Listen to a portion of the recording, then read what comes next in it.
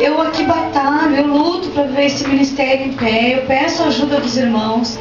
Venda R$1. Você bata na casa do vizinho e diga R$1 para nos ajudar, colabore conosco, sabe? Eu fico assim porque igrejas grandes, eles promovem janta, almoço, sabe? E não sai nada do bolso dos pastores. Eles dizem assim: quem é que pode trazer uma caixa de coxa e sobrecoxa? Vai lá um irmão, dou uma caixa de coxa e sobrecoxa. Quem é que pode trazer lá 5 quilos de arroz? E assim vai. E ainda cobra um almoço, 10, 15 reais. Pô, a gente não faz nem isso aqui, irmãos, para não tirar do bolso dos irmãos. Eu peço assim a colaboração dos irmãos, assim, quem tem os carnezinhos em casa, por favor, se envolvam com a obra.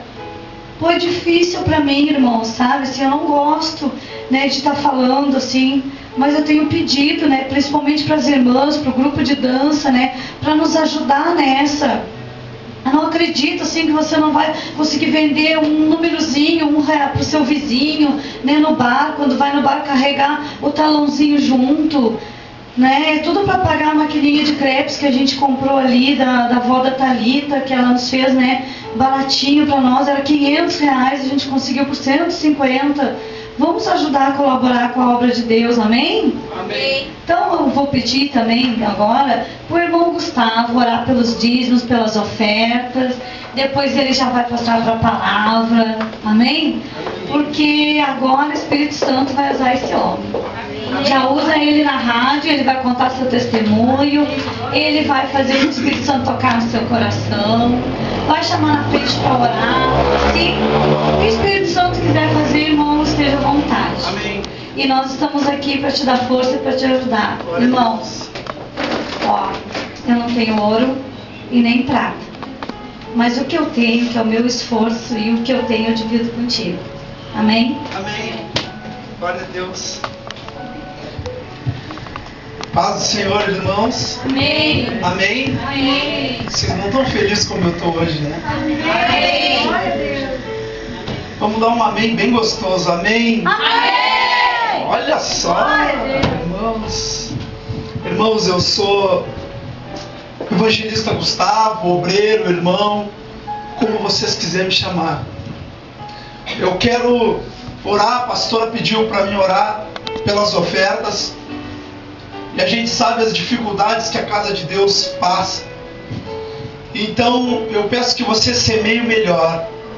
Muitas vezes a gente dá o melhor para os nossos filhos. Muitas vezes a gente dá o melhor para os nossos amigos, o melhor perfume, o melhor presente. Sabe, chega lá no dia dos pais, no dia das mães, quer dar o seu melhor. E na hora de Deus pega lá os trocadinhos. Chega a escolher aquele 10 centavos no fundo do bolso, né? Para largar. Dê o seu melhor. Dê o seu melhor sempre para Deus. Amém. Porque, irmãos, tudo aquilo que semeamos, nós colhemos. Tudo que você tem hoje, você plantou. Se você tem amor, você plantou. Se você tem um marido, um cônjuge, se você tem uma pessoa do teu lado, ou se você tem um emprego, ou se você tem uma posição melhor na sociedade, um emprego melhor, foi porque você plantou, se esforçou, lutou, batalhou. Nada vem de graça nesse mundo. Então aprendam que a semente, ela é o seu alicerce. Dê o seu melhor para Deus. Sempre dê o seu melhor para Deus, porque Deus proverá, sempre. Sempre Ele proverá. A nossa semente, ela é livre, é espontânea. A gente coloca a quantia que a gente quiser, mas a colheita, ela é obrigatória. Glória a Deus. A gente tem que colher alguma coisa. Então sempre dê o seu melhor. Eu não sei como é que faz, pastora. Tem envelope? Não. Tem envelope. Envelope do dízimo, envelope da oferta. Você que quer ser um dizimista, que já é um dizimista, continue. Porque há promessa de Deus para o dizimista, há promessa de Deus para o ofertante. Então, fique à vontade. Pode abrir os dízimos agora, pastora? Pode orar. Isso.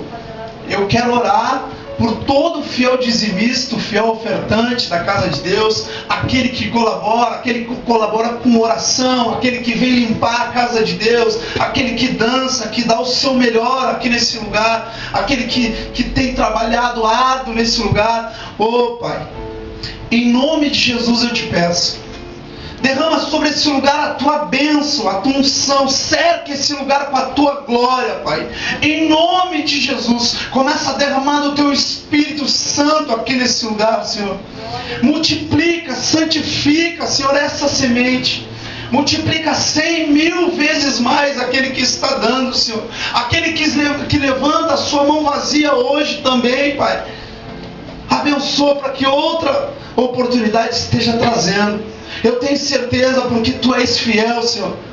Tu és fiel. A palavra de Deus diz que seja fiel no pouco, que eu te colocarei sobre muito. Porque quem não sabe cuidar de pouco, ele também não vai saber cuidar de muito. Oh Pai, vem derramado o Teu Espírito nesse lugar, porque eu sei que Tu estás aqui e a Tua glória é visível nesse lugar. Amém e graças a Deus. Pode trazer o seu dízimo, sua oferta. Estou meio perdido no funcionamento, mas é mais ou menos assim, né, pastora? Ninguém vai se importar, né? Glória a Deus. Eu aprendi também que todo aquele que pede uma semente, ele também tem que dar. Então eu vou colocar também, né? Senão fica muito fácil pedir para os outros, né? Irmãos, eu quero hoje contar um pouco da minha história. Eu quero hoje contar um pouco da minha vitória, da minha trajetória, das coisas que Deus tem feito na nossa vida, na minha vida, da minha esposa. E eu quero te pedir o coração um pouquinho. Eu quero te pedir atenção. Mas eu quero que primeiro você abra a sua Bíblia. Fique de pé comigo. Abra a sua Bíblia. Que nós vamos começar já mostrando que o Espírito Santo de Deus está nesse lugar. Porque as palavras que a pastora me falou antes de me entregar o microfone é as que eu vou pregar hoje. E não foi combinado. Não foi combinado. Então, isso é Deus. É Deus. Atos dos Apóstolos, capítulo 3, versículo 1.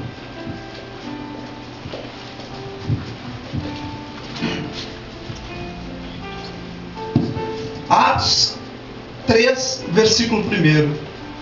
Amém, irmãos? Amém.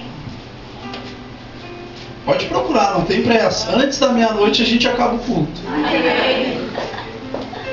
Eu estava preocupado dizendo para minha esposa o relógio, porque eu falo de verdade. Amém. Quando eu começo.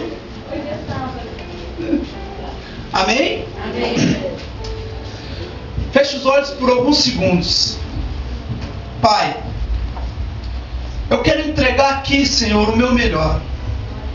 Nós queremos se abrir a renovação, nós queremos, Senhor, preparar a nossa terra para ser lançada a semente da palavra de Deus. Então usa, Senhor, usa o teu pregador nessa noite para falar, Pai. Em nome de Jesus, usa a tua palavra, Pai. Eu tenho certeza que vais mudar a vida de pessoas nesse lugar. Eu tenho certeza que chamaste, Senhor, o pregador aqui essa noite para ser tocado e também para alcançar algumas vidas aqui.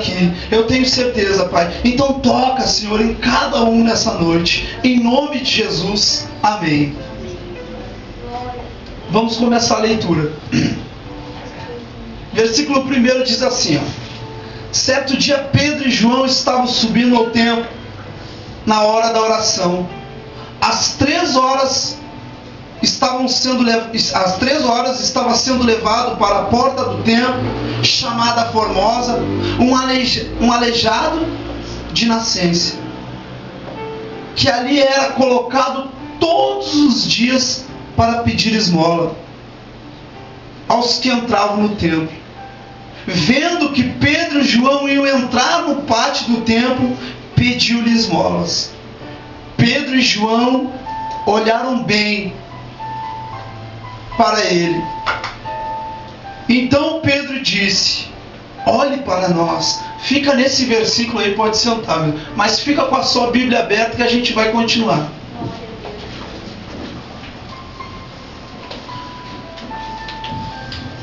Meus queridos irmãos, a gente pode ver essa passagem, a gente pode sentir nesse texto que havia um homem que era aleijado de nascença. Havia um homem que não andava. E eu, tentando ler esse texto, tentando imaginar o que é quando um homem não anda. E eu comecei a querer entrar nos seus sentimentos, nos seus pensamentos, e o que aquele homem sentia, o que aquele homem pensava. Porque muitas vezes a gente não está aleijado para estar paralisado. Muitas vezes a gente caminha, mas não anda. E eu comecei a entender a situação daquele homem que era levado todos os dias para a Porta Formosa. Era levado todos os dias para que ali pedia esmola. E eu comecei a lembrar da minha vida. Eu comecei a lembrar de quando eu achava que era inteligente, achava que era esperto. E que alguns anos atrás, filho de um pedreiro, um homem da construção civil, filho de uma dona de casa, com do bom e do melhor, humilde, simples. Quando eu cheguei nesse lugar, a pastora falou para mim: é simples. Eu sou acostumado com as coisas simples. Porque o reino de Deus, ele é simples. Mas porém para as pessoas nobres. Meus queridos, e a minha trajetória foi de um rapaz que desde o primeiro ano no colégio tinha todas as coisas. O pai trabalhava, a mãe, eu nunca vi o meu pai bater na minha mãe. Eu nunca vi uma briga, uma discussão, porque meu pai até hoje é um homem honesto e a minha mãe uma dona de casa. E eu com 12, 13 anos comecei a me envolver com coisas que eu achava que era melhor do que a simplicidade que a minha mãe podia me dar, com que as coisas humildes que o meu pai podia me dar. E eu comecei a me envolver com um mundo de fantasia, que era mentira, um engano, uma arma tão poderosa, que era fantasiar o meu super-herói com um bandido da moda e da época, e querer ser como ele. E eu comecei a roubar os sonhos da minha mãe, eu comecei a roubar os sonhos da dona de casa, eu comecei a roubar os sonhos do homem que tinha a mão calejada.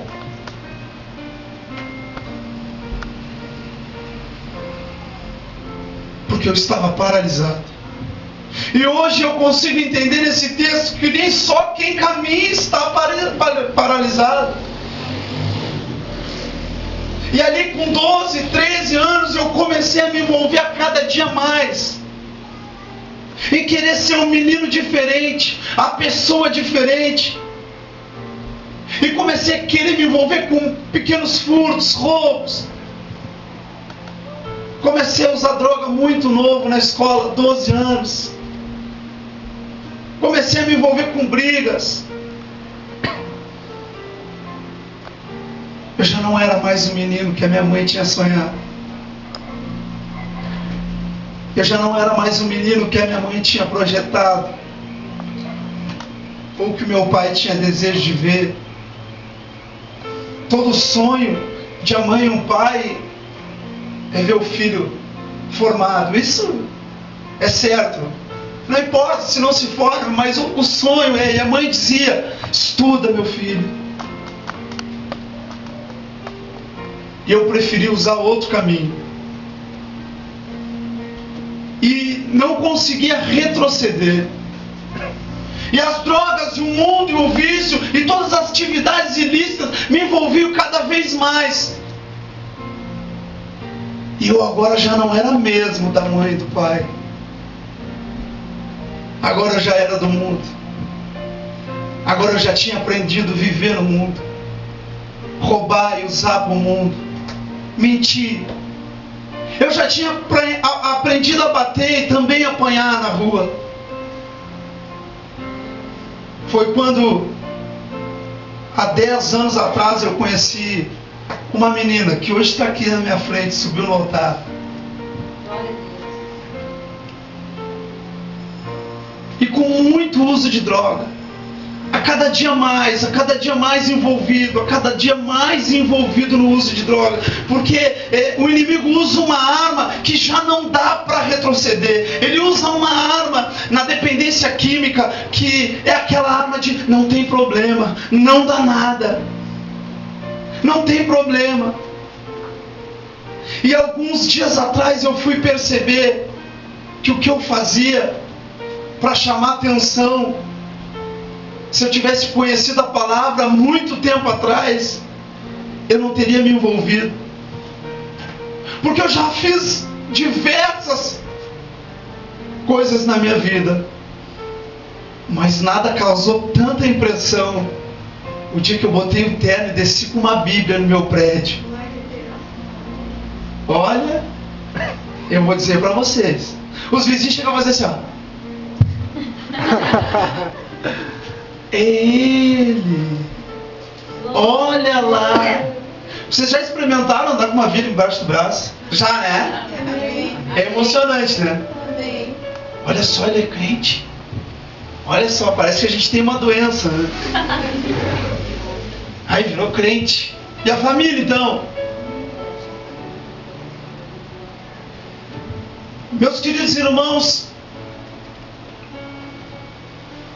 e a história de um moleque, de um menino que queria viver, queria sonhar, tinha se tornado uma história que já não vivia, já não sonhava, mas vivia para usar, vivia para mentir, vivia para roubar.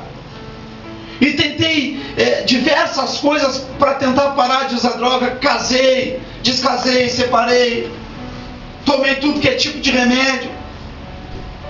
Fiz todo tipo de coisas, mas eu ainda continuava cada vez pior, e entrei no mundo do crack, e todos sabem que crack é uma droga devastadora, e eu comecei a roubar de dentro de casa, eu comecei a tirar da minha mãe, eu já era casado nessa época, eu comecei a tirar da minha filha, comecei a tirar da minha esposa, só que lá no fundo, eu sabia que eu tinha um chamado. Mas ele era meu e Deus. Ele era meu e de Deus. Ninguém sabia que eu tinha esse chamado. Mas eu sabia. Hoje eu comentava na rádio. E pela primeira vez eu ganhei uma Bíblia de uma irmã. Eu olhei essa Bíblia que essa irmã é tia da minha esposa. Eu usava muita droga toda noite, eu chegava muito drogado, mas algo me chamava a abrir aquela Bíblia, algo me chamava a abrir, e quando eu abria aquela Bíblia, algumas palavras falavam comigo, eu me ajoelhava na minha casa, chorava. No outro dia usava mais drogas, mas eu e Deus tinha criado um relacionamento que eu já não conseguia deixar para trás.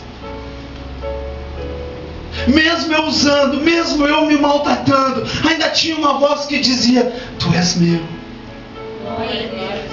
eu te escolhi, eu tenho uma promessa na tua vida. Vocês sabem do que eu estou falando? Daquela voz que não quer cessar, mesmo quando todos apontam o dedo, mesmo quando todas as pessoas dizem que não vai dar certo, aquele sonho lá dentro ele grita e diz: eu vou tentar, eu vou ir mais além. Eu me lembro que uma noite eu usei tanta droga, eu cheguei em casa, minha esposa não deixou eu entrar dentro de casa. Eu caminhei por toda essa Gotuso, eu entrei numa determinada igreja, me ajoelhei, chorei. Tudo que eu queria era que o pastor viesse falar comigo, para mim trocar algumas palavras com ele, mas ele não veio, porque eu acredito que foi Deus dizendo: não vai, não é esse o momento, ele precisa ainda ser tratado, ele precisa ainda ser moldado.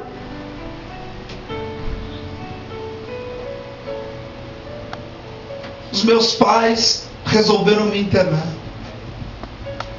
Eles me colocaram num lugar onde se chama hoje no popular sanatório. E quando eles me colocaram naquele lugar e as portas se fecharam daquele lugar, e eu vi que eu estava sozinho dentro de um pavilhão onde tinha pessoas piores do que eu, caiu a ficha. E eu disse: agora. Eu tentei gritar: mãe, pai, me tira daqui, mas não era possível. Eu tentei chorar, eu tentei dizer que eu ainda era um menino pequenino da mãe, que eu tinha errado, mas eu precisava voltar. Mas eles não acreditaram em mim, eles nunca acreditam. Quando eu saí daquele lugar, a droga ainda me perseguia, ou eu perseguia a droga. Depois de um mês eu voltei para aquele lugar de novo, porque eu já não conseguia parar. Eu não conseguia viver sem droga. Eu gostava da minha esposa, eu gostava da minha filha, mas eu estava doente. Eu gostava das coisas boas do mundo, mas eu preferia a droga. Isso é uma tristeza sem fim. É como você ser aleijado e não poder andar. É como você ser levado de um lado para o outro e não poder respirar, não poder se mexer, não poder falar, não ter voz, não ter ação, porque você anda sujo, mal arrumado. Você não é nada para a sociedade. Um dos meus sonhos é escrever um livro. E esse livro se chama Homem Invisível. Parece que ele não existe, mas ele está lá. A gente faz assim quando vê ele na porta do supermercado, ó. Mas ele está ali, pedindo uma moeda. A gente fecha o vidro do carro quando ele vem pedir uma moeda, que a gente sabe que é para droga. Ele diz que cuidou do carro, a gente fecha rápido. Parece que não vê, mas ele está ali, naquele lugar. E eu sei o que é estar naquele lugar, porque ninguém se importa com ele. Ninguém pergunta se ele tem fome, se ele tem frio, se ele gosta do azul, do vermelho ou do amarelo, se ele um dia já sorriu ou já teve uma namorada. Porque ele é invisível. O mundo nos faz acreditar que muitas pessoas são invisíveis. E Jesus falou assim, ó: ide, pregai o Evangelho, curai os enfermos. Ele não pediu: ô pastor fulano de tal, dono da igreja tal, por favor, cura-os. Ele disse: ide, ide. Tem diferença em eu dizer: por favor, me traz um copo d'água, e dizer: ide, me traga um copo d'água. Eis que eu derramei um Espírito sobre vocês. Eis que eu colocarei um poder sobre vocês, para curar, libertar. A gente tem tentado de tudo, menos curar, menos libertar. Porque ainda a gente finge que não vê. Porque ainda a gente finge que essa palavra não está na Bíblia. Aí pula logo para o Salmo 23. Para o Salmo 23. O Senhor é meu pastor e nada me faltará. Ah, essa é boa. Essa eu gosto de ler. Eu conheci uma comunidade terapêutica. E lá naquele lugar eu conheci mais um pouco de Jesus. Eu conheci uma pequena porção. E eu lembro que na primeira visita, a minha esposa foi numa determinada igreja e ganhou algumas rosas. E me levou aquelas rosas. E eu, pela primeira vez, orei. E o Espírito Santo agiu, que eu chorei tanto na beira de um riacho. E eu larguei aquelas rosas. E eu pedi assim: Senhor, eu só quero a minha família de volta. Eu só quero meus sonhos de volta. Eu só quero viver. E hoje elas estão aqui. E hoje eu tenho sonho. Que hoje eu vivo. Porque o Jesus a quem eu sirvo, Ele é vivo. Amém. E eu comecei a me envolver com os louvores dessa comunidade. Mas era uma comunidade que aceitava todo tipo de religião, tanto católico, espírita, umbandista, a gente tinha que participar de tudo. Então não foi um contato tão consciente. Quando eu saí de lá, eu terminei meu tratamento. Quando eu saí de lá, eu fiquei 1 ano limpo, bem. 2 anos bem. 3 anos eu comecei a balançar. Porque eu ainda não tinha esse contato especial que a gente tem que ter, essa impactação que a gente tem que ter com Jesus. Eu tive uma recaída com 3 anos de abstinência. Eu tive a pior recaída da minha vida. Eu estava num lugar, num mato, e tive uma guerra com Satanás. Eu usava muita quantidade de droga, era muita quantidade. E eu caí no chão. Eu comecei a rastejar que nem cobra entre os espinhos. Eu escutava todas as pessoas, eu sabia tudo que tinha em minha volta, mas o meu corpo não tinha movimento. Ele fazia eu entrar no meio do lodo, ele fazia eu me debater, e eu queria dizer para as pessoas: eu estou legal, eu estou bem. E as pessoas estavam apavoradas, e cada dia mais. E eu levantava por 5 minutos, ficava bem, tomava água, e o diabo me derrubava de novo, e fazia eu ser arrastado, humilhado, e me colocava na lama, e me tirava da lama, e me colocava no espinho, e quando eu levantava de novo, eu olhava para o meu corpo, não tinha um sequer arranhão. E eu usava mais e mais e mais, porque eu queria preencher aquele vazio, eu queria morrer, eu sei lá, sabia o que eu queria.